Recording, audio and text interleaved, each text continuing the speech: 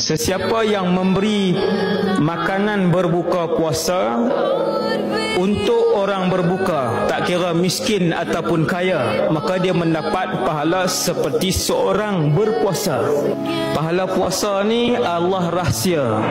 Besarnya pahala berpuasa Ramadan Allah rahsiakan.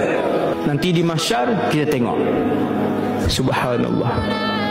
Hampir semua surau mereka anjurkan berbuka puasa. Tuan-tuan boleh pusing 20 surau, setiap surau dia letak duit. Ya Allah, RM1 je dia ada. RM1 dia pusing 20 surau. Ya Allah, aku niatkan ini untuk berbuka puasa sepanjang Ramadan. Ikut kemampuan. Kalau pergi bazar Ramadan boleh habis RM80, kenapa kat surau bagi RM5? Kamu nak hidup di dunia ke nak hidup di akhirat? Ikut kemampuan, dan Allah Maha mengetahui kemampuan masing-masing. Allah tahu kemampuan. Allah Maha mengetahui.